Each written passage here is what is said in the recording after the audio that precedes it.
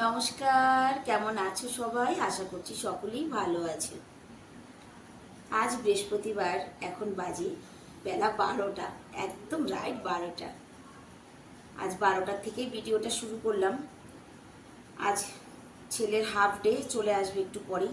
আর আজকে মায়ের সঙ্গে পিঙ্কু রানীও স্নান করেছে। আমি জানি না একে স্নান করানোটা ঠিক হয়েছে কি না, তবে পাখিরা তো বৃষ্টিতে ভেজে, জানি কিছু হয় না।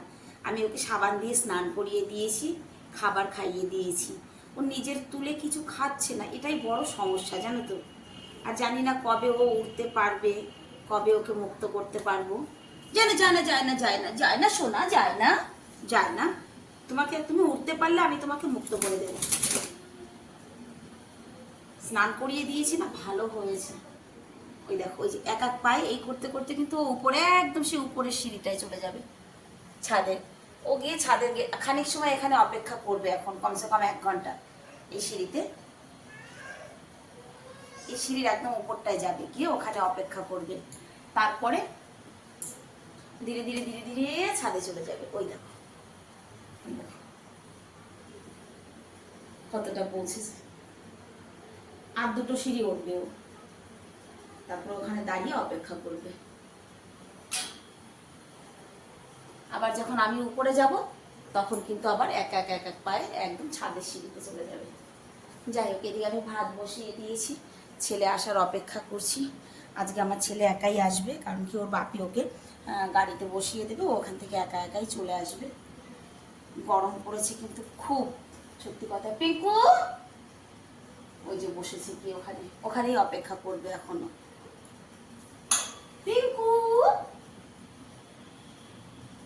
জানি না ওকে ছেড়ে দিলে তারপরে ও বাঁচতে পারবে কি পারবে না বাইরে গিয়ে, জানি না। কিন্তু খাচ্ছে না, না পাখিটা খেলে পরে কোনো অসুবিধা ছিল না।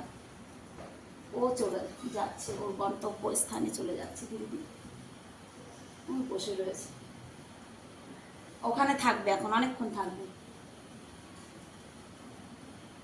আজকে দুপুরে তেমন কিছু কিন্তু রান্না বান্না করিনি, সত্যি কথায় রান্না বান্না তেমন কিছু না। তাও কি করেছি দেখাচ্ছি, চলো।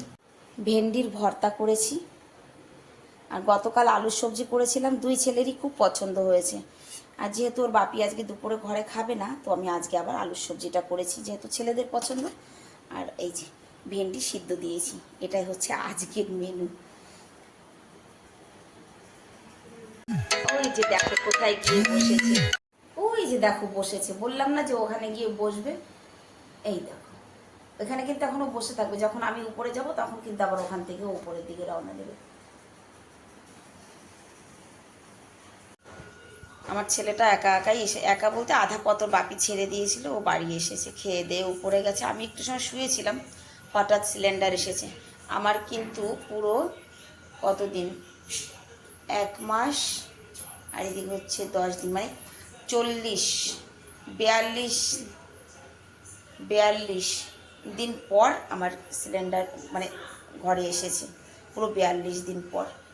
আর হঠাৎ করে সকাল থেকে দেখো কত রোদ রোদ রোদ, হঠাৎ করে নেমেছে বৃষ্টি। বাইরে কিন্তু দারুণ দারুণ আবহাওয়া।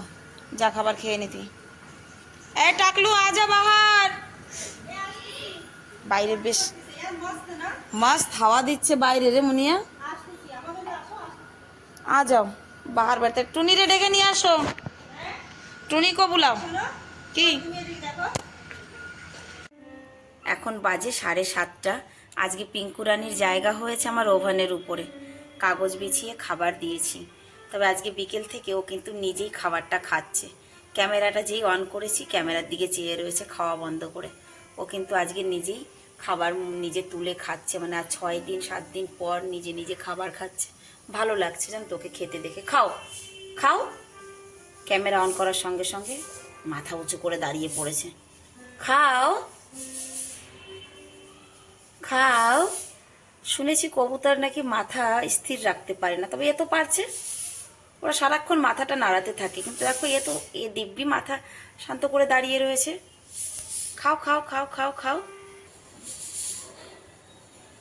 ক্যামেরা দেখে খাচ্ছে না, যাই হোক, ও ডিনার করুক, আমি ও ডিনারের ব্যবস্থা করি।